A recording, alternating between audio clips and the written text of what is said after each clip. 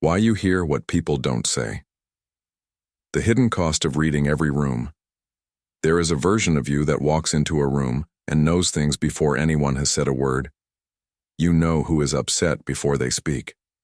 You know when the mood has shifted, even if every face in the room is still smiling. You know when someone is about to say something they don't mean or hold back something they do. You have known this your whole life, and for just as long you have assumed it was normal, that everyone experiences a room this way, that everyone is doing the same silent math in the background of every conversation. They are not. Most people walk into a room and hear what is said.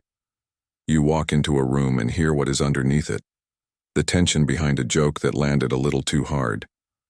The apology that wasn't really an apology. The silence that came half a second too late. You have spent years being the only one who noticed, and there is a specific, quiet exhaustion in that, one that has never had a proper name, because from the outside, it looks like a gift. People call you intuitive, perceptive, emotionally intelligent. They have no idea what it costs. This video is not about being a good listener. It is about something underneath that, something that started long before you knew what listening even was. It is about a nervous system that learned, early, that the words people said were not always the information that mattered, that the real data was in the pause, the tone, the shift in someone's shoulders, the thing that almost got said and then didn't. You built an entire internal instrument for detecting that. You built it because at some point, missing it wasn't safe. We are going to trace where this came from, what it has been quietly costing you, and why the very thing that makes you exceptional at reading people has also made it nearly impossible for you to rest inside a room. Any room. Even one full of people who love you. And by the end, we are going to talk about what it might mean to finally let a room just be a room. The room before you enter it. Before you walk into any room, you have already read it. This happens before conscious thought, before you've even registered the faces. Some part of you has scanned the temperature of the space, cross-referenced it against everyone's history, and prepared a version of yourself calibrated to what it found. You do this so quickly and so constantly that you have never once experienced arriving somewhere neutral. There is no such thing for you as walking in blank. Most people call this reading the room, but what you do is not reading in the way they mean it.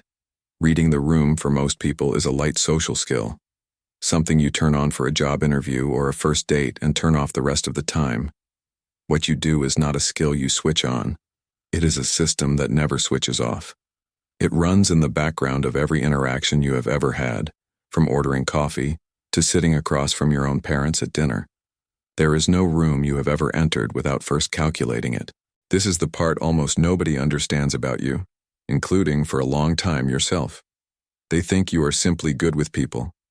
They don't see the machinery underneath, the constant involuntary process of gathering data most people never think to collect.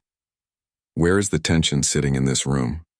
Whose voice changed pitch in the last 5 minutes? Who is performing ease and who is actually at ease? You are not deciding to notice these things. You are noticing them the way other people notice the temperature of a room, automatically, and without effort you can remember choosing. Here is the insight that changes how you understand your entire life. What looks like social intelligence from the outside was built on the inside as a survival mechanism. You did not develop this ability because you were unusually gifted at empathy. You developed it because at some point, in some environment, the emotional weather of a room was not optional information. It was the information that told you whether you were safe. This is why you cannot simply stop doing it, no matter how tired you are of doing it. It was never a hobby. It was never even fully a choice. It is closer to a reflex, the kind your body built the same way it builds a flinch in response to something that happened enough times that your nervous system decided it could never again afford to be caught off guard. And a system built for survival does not care how exhausting it becomes once the danger is gone. It only knows how to keep running. So when you walk into a room, before you have said hello to a single person, you have already done more emotional labor than most people will do in that entire visit. You have scanned, calculated, calibrated, and prepared. And you will do this again in the next room and the one after that for the rest of your life, unless you understand where it started. which means the real question is not why you read rooms so well. The real question is what happened to you that made silence something you could never afford to misread. You were trained to notice what others missed. Nobody teaches a child to read a room. A child learns it the way an animal learns which sounds mean danger, through repetition, through consequence, through a nervous system quietly keeping score of what happened the last time it missed a signal. Somewhere in your history, missing a signal cost you something. Maybe it cost you a punishment you didn't see coming. Maybe it cost you a withdrawal of warmth you couldn't predict. Maybe it simply cost you the unbearable experience of being blindsided by someone whose moods you were never given a map for. Whatever the specific shape of it was, the lesson landed the same way it lands in every child who learns this. Pay closer attention, or pay the price. And children are extraordinary learners of exactly this kind of lesson. Because the stakes for a child are never small. A child cannot leave the room. A child cannot self-soothe with the reasoning an adult can access. A child has one strategy available when the emotional climate around them is unpredictable, and that strategy is vigilance. Watch harder. Listen closer. Notice everything, because you cannot control anything. This is where the instrument was built, not in a classroom, not through any deliberate teaching, but through the accumulation of small, repeated moments where noticing early meant surviving the moment, better than noticing late. You learned to hear the specific quality of a silence that meant someone was about to be angry. You learned to detect in the first 3 seconds of someone walking through a door whether the rest of the evening would be safe. You learned this the way you learn a language you're immersed in, completely without ever formally studying it, until it became not a skill you had, but a lens you saw through. Here's the part that rarely gets said out loud. This kind of hyper-awareness is not a personality trait. It is an adaptation. It is what a nervous system does when it is asked repeatedly to survive an environment it cannot control by any other means. You are not born reading rooms this precisely. You became someone who reads rooms this precisely, because for a long stretch of your life it was the only form of power available to you. You could not change the room, but you could see it coming. And this is the insight worth sitting with for a moment. The very sensitivity that once protected you is the same sensitivity that now exhausts you, because it never received the memo that the danger passed. Your nervous system does not know that you are an adult now, that you can leave rooms, that you have more control over your circumstances than you did at 7 or 12 or 16. It only knows the pattern it was trained on, and it keeps running that pattern in every room you enter, including the safe ones, including the ones full of people who would never hurt you. This is why you can be in a perfectly pleasant gathering, surrounded by people who like you, and still feel your body doing the old work. Scanning, calculating, bracing for a shift that isn't coming. It is not that you don't trust these people. It is that your body was trained somewhere else under different conditions, and it has not yet learned the difference between then and now. Which raises the next question, one most people never let themselves ask. What exactly are you hearing when you hear the thing beneath someone's words, and how did you learn to hear it before they even knew they were saying it? The sentence behind the sentence.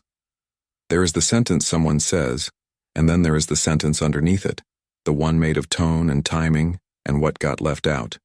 Most people respond only to the first sentence. You have never been able to do that. You hear both at once layered on top of each other, and the second one is usually louder to you than the first. Someone says, "I'm fine," and you hear the half-second of hesitation before the word, fine, the way their eyes didn't quite meet yours, the flatness where warmth used to be. Someone says, "It's not a big deal," and you hear, underneath it, that it is, in fact, a very big deal, and that they are choosing not to make you responsible for it. You are not guessing at these things. You are detecting them. The way a trained ear detects a note that is slightly out of tune while everyone else in the room hears the song as perfectly fine. This ability came from somewhere specific. It came from a period in your life when the literal content of what people said could not be fully trusted, when what someone said and what someone meant were often two different things, and the gap between them mattered enormously. Maybe someone in your life said they weren't angry while every cell in their body communicated otherwise, and you learned, out of necessity, to trust the body over the words. Maybe affection in your house was inconsistent enough that you had to become an expert at detecting its real temperature underneath whatever performance was happening on the surface. Either way, you learned that the literal words were not the whole truth, and often weren't the truth at all. So you built a second listening system, one that runs underneath ordinary conversation, decoding tone, pace, micro-expression, and pause the way other people decode grammar. And here is what most people never arrive at about themselves. This second system is not optional for you. You cannot turn it off to just enjoy a conversation the way other people do, because for you, the subtext has always been the real conversation. The words on the surface were only ever the cover story. This creates a very particular kind of loneliness, one that is difficult to explain to anyone who doesn't share it. You are constantly having two conversations at once, the one out loud and the one underneath, and you are almost always alone in the second one. The other person is having only the first conversation. They said what they said and meant, more or less, what they said, and they have no idea that you just heard an entire second layer of meaning they didn't intend to reveal. This is not a small gap. It means you frequently know things about people's internal states that they themselves have not consciously acknowledged yet. You know someone is falling out of love with their job before they've admitted it to themselves. You know a friendship is quietly ending before either person has said a word about it. And you carry this knowledge alone, because saying it out loud before the other person has caught up to their own truth would sound intrusive, even accusatory, even though all you did was listen more carefully than they did to themselves. Which leads to the question underneath all of this. If you have always been able to hear what people don't say, why has silence itself never once felt neutral to you? Why silence never felt neutral to you? For most people, silence is simply the absence of talking, a pause between sentences, a quiet moment in a car. Nothing more is happening in it. Nothing is being communicated. It is just space. For you, silence has never once been empty. Silence is where the real information lives. Silence is dense, textured, full of specific meaning you can almost always name, even when you wish you couldn't. This is one of the more disorienting parts of being someone who reads rooms this precisely.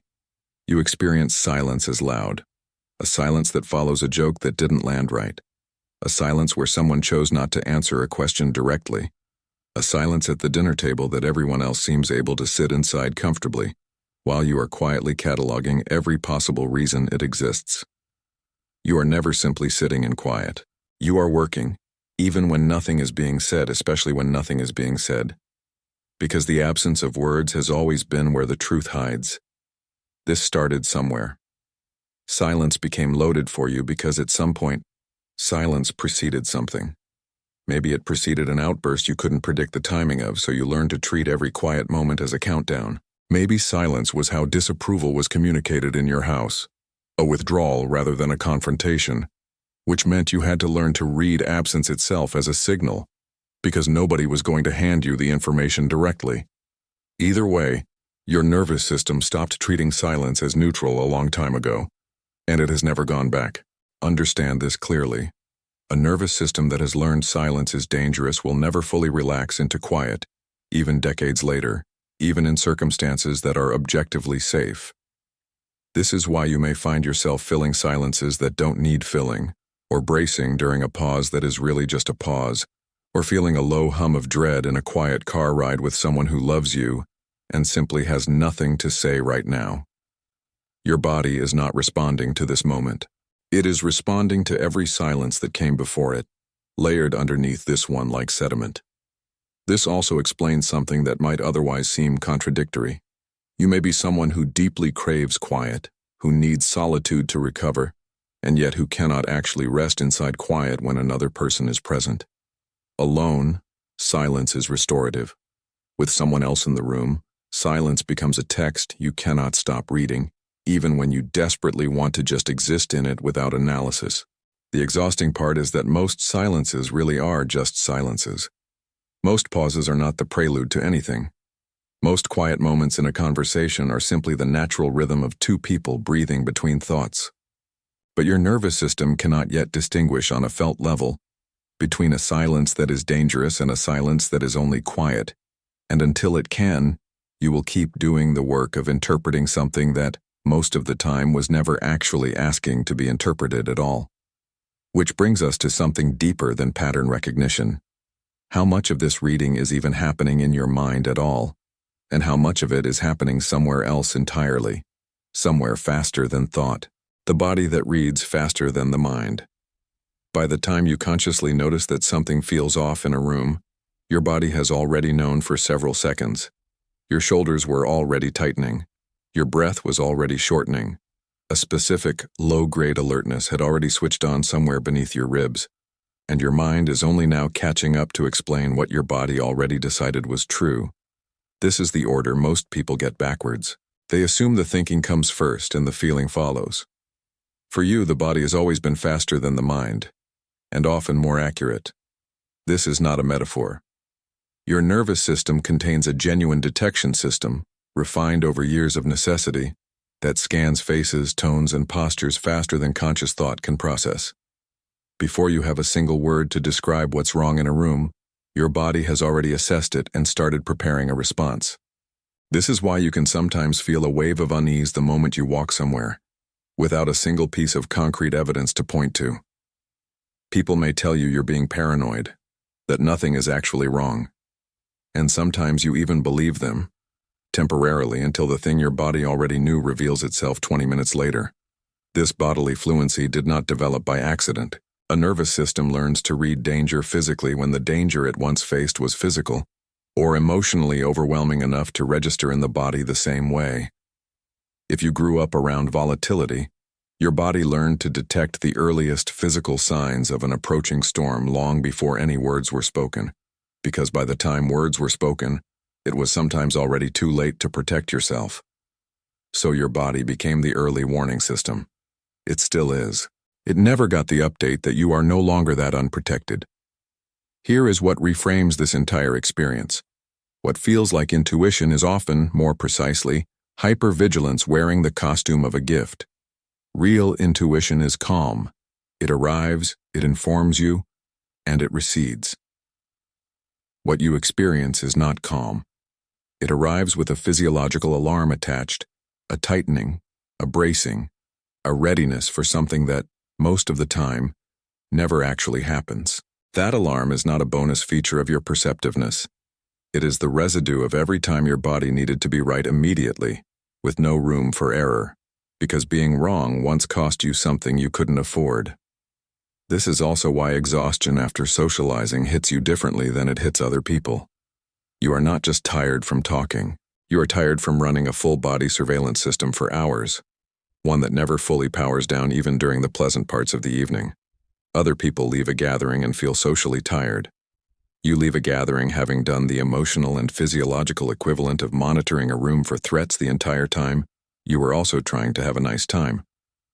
Both things happened simultaneously, and only one of them was visible to anyone watching. And this is where something painful starts to surface, something we have to look at directly. If your body is this good at detecting the truth beneath what people say, what does it cost you, specifically, to be right this often, and to have almost no one around you understand what that accuracy is actually made of? What it cost you to always be right about people. Here is something almost no one says out loud about being this perceptive. Being right about people over and over does not feel like winning. It feels like a slow, accumulating grief. You sensed the friend was pulling away before they confirmed it. You sensed the relationship was ending months before the actual conversation happened. You sensed the job was toxic in the first week, and you were right. And being right did not spare you from the 18 months you stayed anyway, because knowing something emotionally does not always translate into being able to act on it. This is one of the cruelest parts of this particular gift.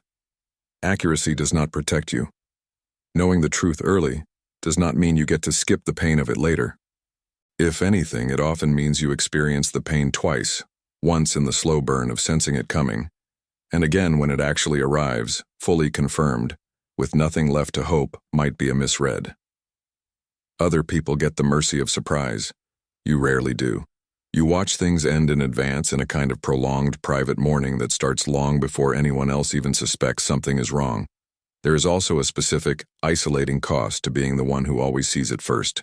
When you name what you're sensing, before other people are ready to see it, You are often met with resistance, or defensiveness, or the accusation that you're reading too much into things. So you learn, over time, to stop saying it. You keep the perception to yourself and simply wait for reality to catch up to what you already knew.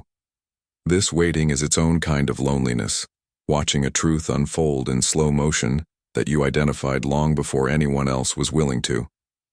And here is something that reframes a pattern many people this perceptive carry with quiet shame. You have likely, at some point, been called dramatic, oversensitive, or paranoid for perceiving something accurately that others simply hadn't caught up to yet.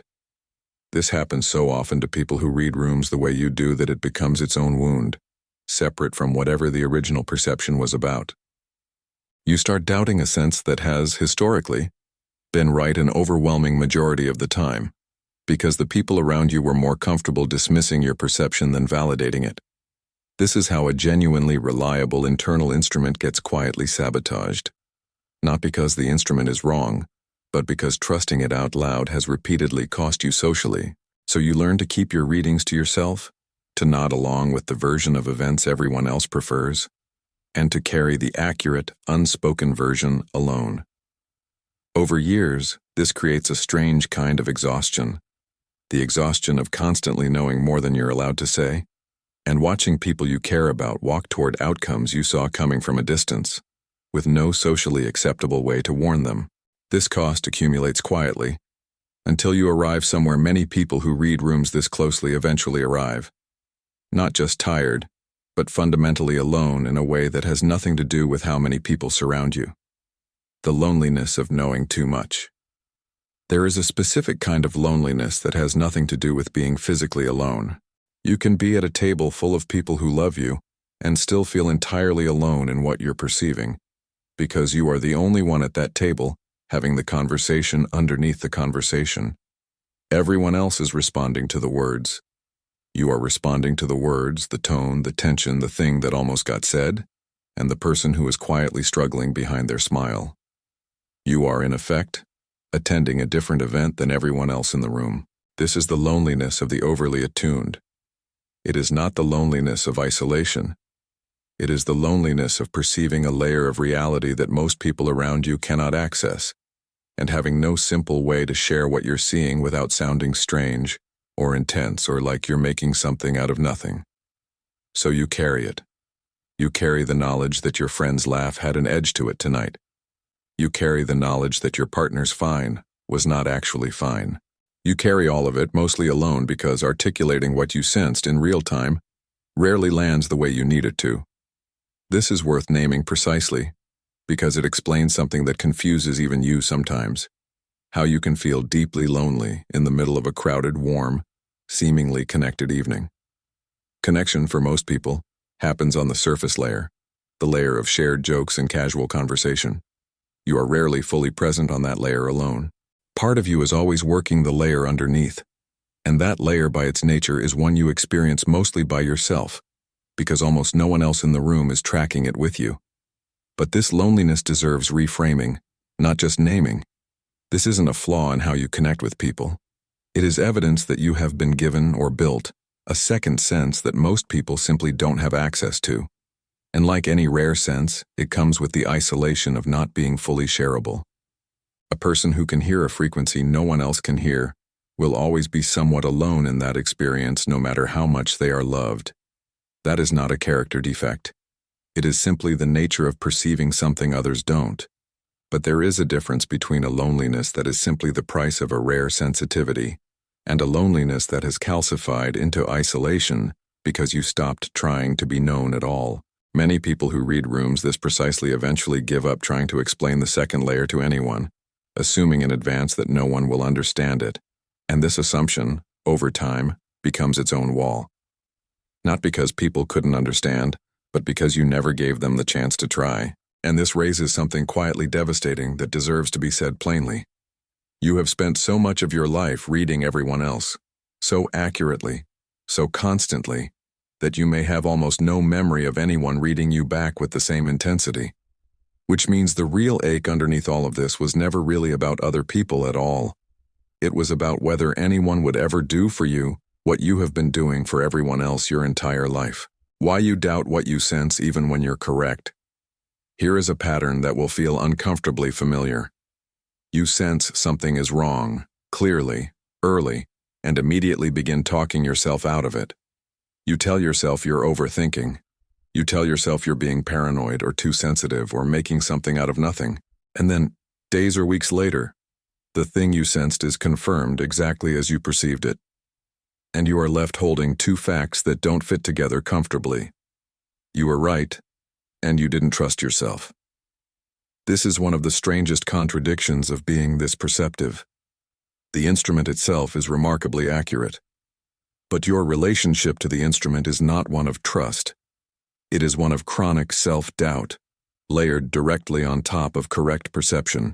You have built extraordinary pattern recognition, and simultaneously built an equally extraordinary habit of dismissing what that pattern recognition tells you, almost in the same breath.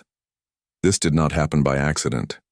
If the people around you, growing up, regularly denied your perceptions when they were true, told you nothing was wrong when something clearly was, insisted you were overreacting when your reaction was proportionate to what you were sensing, you learned something devastating and quiet, that your read on reality could not be trusted, even when it was accurate, because the people whose approval you needed had a stake in you not trusting it. This is sometimes an active pattern, and sometimes simply the residue of being a sensitive child around less self-aware adults who could not tolerate being accurately perceived. Either way, the result is the same. You built a highly reliable internal system, and then you built a second system whose sole job is to override the first one whenever it produces an inconvenient truth.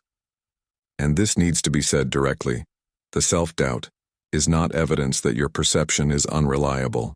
It is evidence that trusting your perception once cost you something, socially or emotionally, and you are still protecting yourself from that cost every time you talk yourself out of what you sensed. This creates an exhausting internal loop. Sense something, doubt it. Watch it get confirmed. Feel a brief, bitter validation. Doubt the next thing anyway, because the pattern of self-doubt runs deeper than any single instance of being proven right. Being correct, even repeatedly, does not automatically rebuild trust in yourself because the doubt was never really about accuracy. It was about safety, about whether it was ever actually safe to know what you knew and say so out loud. This is worth separating clearly. There is a difference between healthy self-questioning, which keeps perception honest, and reflexive self-erasure, which discards accurate perception simply because trusting it once felt dangerous. Most people this perceptive have never been taught the difference, so they treat every moment of doubt as equally valid, when in fact some of that doubt is wisdom, and some of it is an old wound wearing wisdom's clothing. Learning to tell them apart is one of the most important and most overlooked tasks of this entire process. And that task starts with understanding something that gets confused constantly: the difference between genuinely caring about people and quietly surveilling them out of fear. The difference between empathy and surveillance. There is a version of paying close attention to people that comes from love, and there is a version that comes from fear. From the outside, they can look almost identical.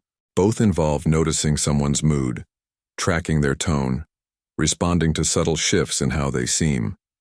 But underneath, they are built from entirely different material, and learning to tell them apart in yourself may be one of the most important distinctions you ever make. Empathy in its healthy form is curious and open-handed. It notices someone's distress and wants to understand it, wants to offer presence, and can also let it go once the moment passes. It does not require constant monitoring, because it trusts that if something changes, you'll notice it then, without needing to track every micro-shift in the meantime. Empathy has room to breathe. What you likely developed instead, or alongside it, is something closer to surveillance. Surveillance is not curious. It is anxious. It does not simply notice someone's mood and hold space for it. It scans for danger inside that mood, constantly, because somewhere in your history someone's mood was the variable that determined whether you were safe. Surveillance does not rest between shifts in tone. It is always running, always calculating, always slightly braced, because it was built under conditions where relaxing your attention had a cost. This distinction matters enormously, because surveillance disguised as empathy will eventually burn you out in every relationship you have, including the good ones, including the ones with people who have never once given you a reason to monitor them this closely. You will find yourself scanning a partner who has never lied to you the same way you would scan someone who once did. You will find yourself bracing around a friend who has only ever been kind to you, because your body has not yet learned that this particular relationship does not require the old defense system. Here is what can genuinely change how you relate to people going forward. Not every room requires the instrument you built to survive a different room a long time ago. Some of the people in your life now have earned a version of your attention that is soft, curious, and unarmed, rather than the vigilant, braced version you learned in an environment that is no longer your environment. Recognizing which relationships have actually earned your trust and consciously lowering the surveillance in those specific relationships is different from trying to turn the whole system off at once, which rarely works and often backfires. This is delicate work, because your nervous system will resist it. It has kept you safe, or at least kept you feeling prepared for a very long time, and it will not simply stand down because you've decided, intellectually, that a particular person is safe. Trust has to be rebuilt slowly, relationship by relationship, moment by moment, evidence by accumulated evidence. But it can be rebuilt, and the first step is being honest about which of your relationships are still being run through the old surveillance system, out of habit, rather than out of any actual present-day evidence that they require it. Which brings us to a question that may be the most painful one in this entire video. What happens to you, specifically, in the relationships where no one reads you back the way you read them? What happens when no one reads you back? You have spent your entire life becoming fluent in other people, learning their tells, their tones, the shape of their silences, while very few people have ever put in the same effort to learn yours. This asymmetry is one of the quiet, ongoing wounds of being this perceptive. You give a kind of attention that is rare and effortful, and you receive, in most relationships, a much more ordinary kind of attention in return. You notice everything about the people you love. Most of them notice only what you choose to show them. This is not necessarily anyone's fault. Most people were never taught to read beneath the surface the way you were forced to learn it. They are not withholding careful attention from you out of malice. They simply do not have the instrument you have, and so they respond to what you present rather than what you're actually experiencing underneath it, because that surface presentation is, quite literally, all the information available to them. But knowing this does not remove the ache of it. There is something profoundly lonely about being the only person in a relationship who is doing the work of decoding, of anticipating, of noticing the unspoken thing before it becomes a spoken problem. You end up, in many relationships, functioning as the emotional early warning system for everyone around you, while no one is doing that work for you. You catch what's wrong with them before they do. Almost no one catches what's wrong with you until you finally say it plainly. Exhausted because you ran out of energy to keep managing it silently. Something else deserves real attention here. You have likely, without realizing it, trained the people around you to rely on your perceptiveness instead of developing their own. If you are always the one who notices first, who smooths things over first, who reads the room and adjusts before anyone else has to, the people around you never have to build that muscle themselves because you are doing it for them. Constantly, invisibly. This is not a flaw in them alone. It is also a pattern you have unintentionally reinforced by rarely asking anyone to read you back with the same effort.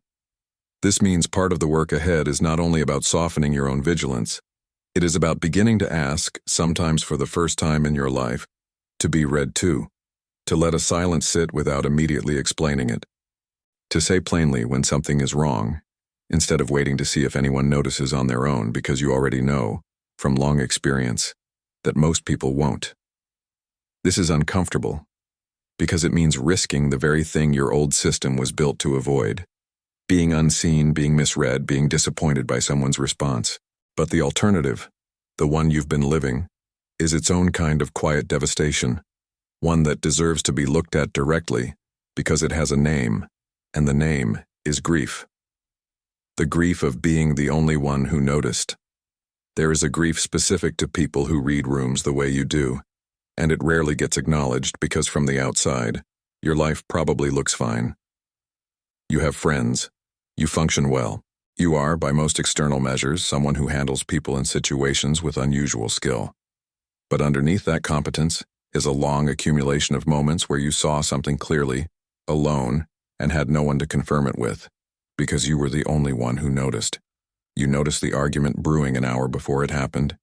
You noticed the friendship changing shape months before either of you said so out loud.